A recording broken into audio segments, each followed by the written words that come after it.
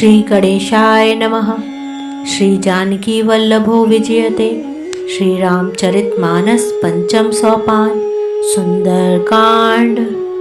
जात पवन सुत देवन देखा, जाने कहूँ बल बुद्धि विशेषा।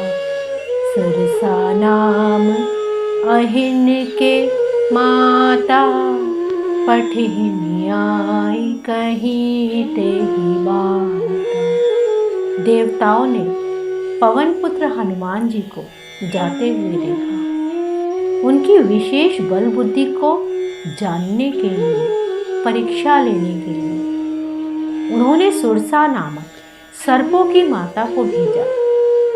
उसने आकर हनुमान जी से यह बात कही। आजु सुरन मोहिदीन आहारा, सुनत वचन कह पवन कुमारा। राम काजु कर फिर मैं आवो, सीता कई सुधि प्रभु ही सुनाओ। सुरसा ने क्या कहा? आज देवताओं ने मुझे भोजन दिया है। यह वचन सुनकर पवन कुमार हनुमान जी ने कहा, श्री राम जी का कार्य करके मैं लौट आऊं और सीता जी को खबर प्रभु को सुनाऊं दो। तब बदन पैठी हूँ आई, सत्य कहूँ मोहि जान दिमाई। कवने जतन देहि नहीं जाना, ग्रससी न मोहि कहेहु हनुमान। तब मैं आकर तुम्हारे मुंह में घुस जाऊंगा, तुम मुझे खा लेना। हे माता, मैं सत्य कहता हूँ, अभी मुझे जान। जब किसी भी उपाय से उसने जाने नहीं दिया, तब हनुमान जी ने कहा, तो फिर मुझे खा ले। जो जन भरी तेहि बदनु पसारा, कपितन कीन दुगुन विस्तारा। सुरह जो जन मुख तेहि ठयहु, तुरत पवन सुत बत्स भयहु। उसने योजन भर मीन्स 4 कोसों में मुंह फैलाया। तब हनुमान जी ने अपने शरीर को उससे दूना बढ़ा किया।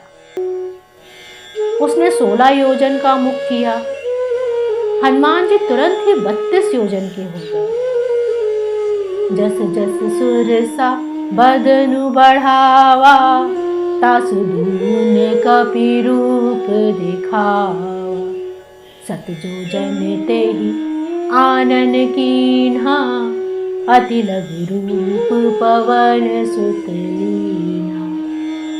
जैसे जैसे सुरसा मुख का विस्तार बढ़ाती थी, हनुमान जी उसका दूना रूप दिखलाते थे। उसने 100 योजन 400 कोस का मुख किया। तब हनुमान जी ने बहुत ही छोटा सा रूप धारण कर लिया। फिर क्या हुआ? बदन पैठी पुनि बाहर आवा, मांगा विधाता ही से नावा। मोहि सुरन जेहि लागी पठावा, बुद्धि बल मरमु तोर में पावा। और वे उसके मुख में घुसकर तुरंत फिर बाहर निकल आए और उसे सिर नवाकर विदा मांगने लगे। उसने कहा, मैं तुम्हारे बुद्धि बल का भेद पा लिया है, जिसके लिए देवताओं ने मुझे भेजा था। राम काज सब करिहु, तुम बल बुद्धि निधान। आशीष दे गई सो हर्ष चले हनुमान। सुरसा ने बोला, तुम श्री रामचंद्र जी का सब कार्य करोगे, क्योंकि तुम बल बुद्धि के भंडार हो। यह आशीर्वाद देकर वे चली गई। तब हनुमान जी हर्षित होकर चले।